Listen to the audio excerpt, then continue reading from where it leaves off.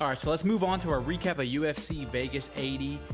The main event was an exciting one. It was a quick one, and it was, I think, the biggest favorite of the night lost in the main event. That was Grant Dawson, the favorite, losing to the fan favorite, Bobby King Green, by 33-second knockout. I don't know if I would say fan favorite Bobby Green. He is a big, for his record in the UFC, which is 12-9-1 now. He has a pretty big.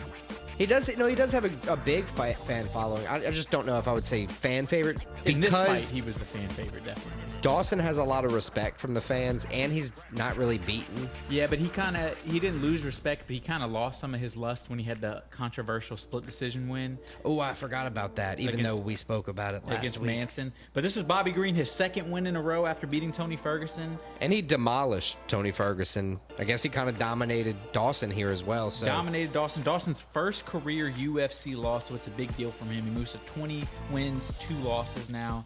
I mean, this was the game plan for Dawson coming in was get Bobby Green to the ground and just win the fight. Bobby Green's best path to victory was catching Grant Dawson and knocking him out on the feet, and that's kind of exactly what happened. Yeah, you saw first major exchange, really. Right, dude. Dawson kind of not shook his head, but moved.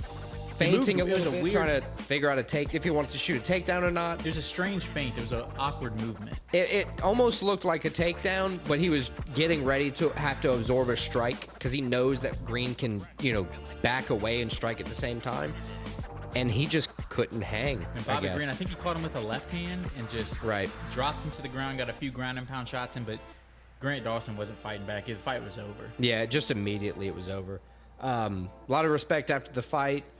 Who do you think Bobby Green fights next? I have a few options in mind. Well, I think his options are open because, as I said, he kind of has a bigger name than his record stands. So he could fight anyone from like RDA. I think he talked about Dan Hooker. Talked about Dan Hooker in the post fight, which I would love to see that fight because it's two guys kind of just striking, mainly striking bout, and everybody likes to watch those two guys fight. So I think the options are open for him. He's in a good spot. He is. Let's rewind back to May. This is not where you thought Bobby Green was going to be ending his 2023. Looking back that far, you thought Bobby Green could have just been on his way out, not, mounting a comeback, putting himself kind of firmly in the top 15. Yeah, he's a guy now. This is his 10th year in the UFC. He's definitely going to be around for year 11, it looks like. This was a solid win for Bobby Green, main event. Always good to see one of those vets that's kind of been up and down come in and get an solid impressive win. Victory late in their career to kind of reestablish themselves. For the co-main event, we had Joe Bodybags Pyfer, not Piper, almost putting Abdul Razak Alhazain in a body bag with a triangle choke in the second round. He put him out cold. Alhazain tried to tap, but his fist was closed. Yeah, guy was tapping with his fist closed. He was panicking. Yeah, and for good reason, because he went completely out. Yeah, eyes rolled back in his head. He didn't even stand to get his hand raised. He went straight to the hospital. Yeah, when you get that choked out, they got to check, make sure everything's good. So Joe Pyfer's that dude. 5 straight wins for Pyfer. Right. 5 straight finishes as well. So that's an impressive streak. It's rare to see somebody this big with such a dominant wrestling background. This guy secured 3 takedowns inside of 2 rounds. He was beating him up on the feet, too. So that was actually what I was about to say. Totally dominated him throughout the entire fight. Complete double threat. So, look at somebody like Bo Nickel, Paul Craig, who can strike well, but they're very good on the ground. Joe Pyfer's stacking right up next to those guys, in my opinion. Anytime you have both assets to your game, you have a chance to move up the ladder very, very quickly. Very quickly, because you can match up with anybody. He said that Paul Craig's going to get his ass beat to Brendan Allen. Which I like both fighters there. Me too. But as a Louisiana guy, whoever loses, I don't know. Paul Craig's my guy, though. I know, but we're not talking about those fights now. I think what you were about to say is whoever loses would be a viable candidate. I think Chris Curtis might be a good one, too. Yeah, good striking performance. The thing that I think Chris Curtis would run into problems there would be is just in the wrestling alone. You're looking at the sheer dominant performance in just looking at this past weekend. Pyfer's a force to be reckoned with is I think how they say it, right? Correct. But you also got to remember Al Hassan's a guy that he's not. I mean, he had 0 subs in his career. He's not a ground guy. He's a knockout guy. He had a good game plan. I think somebody like Brad Tavares, if you're not focusing on a wrestler, somebody like Brad Tavares or Chris Curtis would be, great options for him to fight moving up his chain. I think he's definitely moving up the ladder, though, getting closer to getting ranked, and then once you get ranked, Yeah. He was also awarded, they didn't give a fight of the night. They had just awarded 4 $50,000 bonuses. This is one of those. Yeah, I think usually they call it a performance of the night. Performance of the night. I was trying to think of the term. I just didn't want to sound like an idiot. I do that often enough as it is. Yeah, solid win from Pfeiffer. He really made himself a contender, in my opinion. And he put good tape out there. It was a good performance. Yep. All right, so the next fight we're moving on to is Joaquin Buckley, who put on a great performance against Morano. Buckley came in. He dominated the fight. Morano really had no answers for him. Won every round. Arguably had a 10-8 round. Even had 2 takedowns in the fight. Won by unanimous decision. Buckley looks like a new man at 170. It seems to have, I don't want to say resurrected his career, but let him take that next step almost. Found his power. He found where he should be. Right. Made it not too down of a weight class to where he's having to cut constantly, cut for the entire camp to get through the weight, but having to cut still keeps all his power. I mean, he's a guy with the way he fights. If he can get a few wins in a row, he'll have a lot of people that are excited to watch him fight, and he'll grow a fan base because he is one of the more exciting guys to watch fight.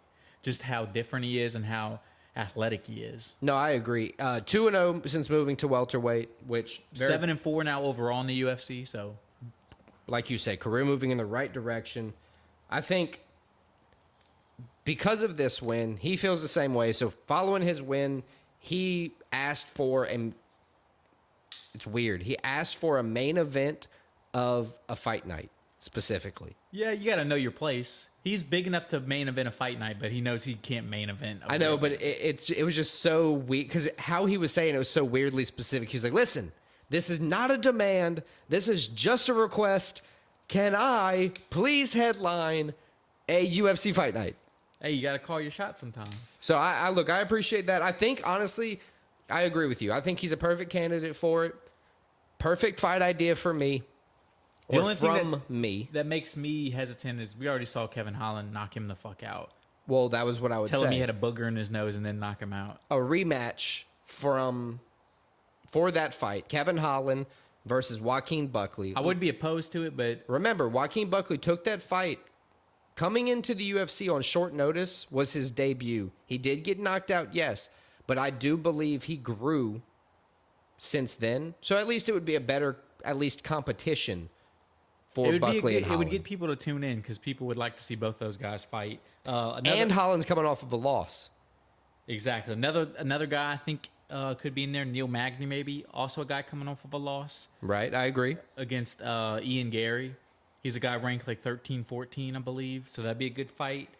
Michael Chiesa, if he wants to fight again. Yeah, if he wants to get murdered, that would be great. I don't know. We don't know if he's done or not, but that would be up there. And then a dark horse, I don't know. I know he would fight him because he's a guy that fights literally anybody if you ask him to fight. If he's in the States, he'll do it. But I think JDM deserves, he's newly ranked number 12. I think he deserves somebody 10, 9, somebody above him so he can, because he's a guy moving up. But I would like to see that fight too. Joaquin Buckley, JDM, Jack Della Maddalena. I agree. It would be a good one. I don't see him moving down to take that fight. Another monstrous performance in the lightweight division, and as we say every single week, it's probably the scariest division in the UFC.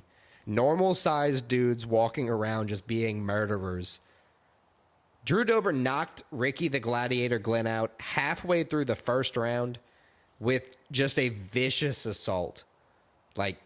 It's great. He stood him up, and then when Glenn took the punch to the face, his expression just went, oh, fuck. Drew Dober's a scary dude. Did you ever watch Fairly Odd Parents? I did.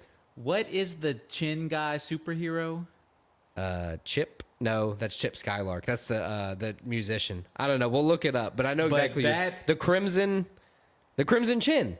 It might be the Crimson Chin. That is Drew Dober. He has an exquisite chin, and he looked like a superhero in this fight. He dominated the fight, and like you said, once he got a clean shot on Glenn, his whole demeanor and facial expression changed. That power was for real. Look, he's had a good long career. He's still pretty young. He added that win to his belt. He added a UFC record in the lightweight division, 9 knockouts. He's now won 4 out of his last 5 fights. It's pretty ridiculous.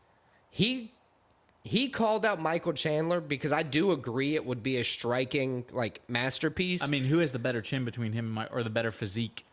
Him versus Michael Chandler. That'd be awesome. That would hold true in a fight with him and Dustin Poirier, him and Justin Gaethje. But he's just not quite there in the rankings. I think not he gets in a rank guy position. next, but it's definitely not a guy in the top So 5. who's more realistic? He's lost to Islam, Frivola, Darush, but he's beaten Bobby Green, Terrence McKinney. You know, Bobby Green just maybe a won. rematch versus Bobby Green? Dan Hooker, I wouldn't mind seeing him fight. I think that would be a good fight. That would be another one where both guys are coming and bringing the violence. Yeah. What about Grant Dawson? Just lost. Grant Dawson, that wouldn't be bad. They're I on the don't know same if kind of Grant Dawson recovery wants to- timeline to at least be able to fight again. Yeah, I think Dober's going to come back a lot quicker than Dawson. Mentally, for sure. And then what about Jalen Turner, another guy that wouldn't be a bad fight. Kind of either. always down to fight. Always down the fight. He just had that great fight with Dan Hooker a few months ago. Or Dustin Poirier even. I still think that's way. It's a very huge high jump. up there, And but Poirier's not taking that fight. Poirier's only fighting, like he said, fights that sell, legends. yeah, that's true. He's in a different spot in his career. I just want to see Poirier fight every week. I agree, but Drew Dober, I think he has a lot of options going forward. I think as a guy, he can, when he's on his A game, he can make some noise in the lightweight division. I'm excited to see where he goes. All right, so opening up the main card and then closing out our recap of UFC Vegas 80, Bill Algeo, Senor Perfecto, dominated all 3 rounds against Alexander Hernandez, proving to everybody that he belongs in the UFC. He used his size, his elusive striking, his kicks to keep Alex at bay. He won the fight unanimous decision, however you want to say it. 30-27 on the cards. Yeah, he picked up his his fifth UFC win, moves to 5-3 overall. Second straight UFC win, so maybe he's building a little momentum to try to, progress his career. Maybe a couple wins away from getting a ranked fight. Yeah, he's a big dude in the featherweight division. I think that's one of the main things that kind of helped elevate him in this fight specifically. He was able to do a lot to keep Alexander Hernandez at bay, keeping him at distance, not letting him get anything started. It was a great performance. It showed his versatility. There was no knockouts, but there was a knockdown. So it just showed. I like his call-outs at the end of the fight. Yeah, we had call-outs. We had Billy Q, we had Crone Gracie, Anthony Fauci, Mark Zuckerberg, and then he said, I guess we can talk about Nate Landwehr at the end. Personally, I would like to see him versus Anthony Fauci. I'd take him and Fauci. Honestly, when I kind of felt Crone Gracie was a joke, and then he said Fauci, and I was like, I don't even know which ones of these call-outs are serious. Yeah, he's throwing it. He's just throwing anybody. He's like, I don't know. I'll do whatever. Just give me a fight. Pay me. I don't care. He said his call-outs never work. DC was laughing about it. Mad respect to Bill. I don't know who he fights next, but it's not going to be a ranked opponent, not quite yet. A couple more fights, couple more wins under his belt, and I think he'll be there.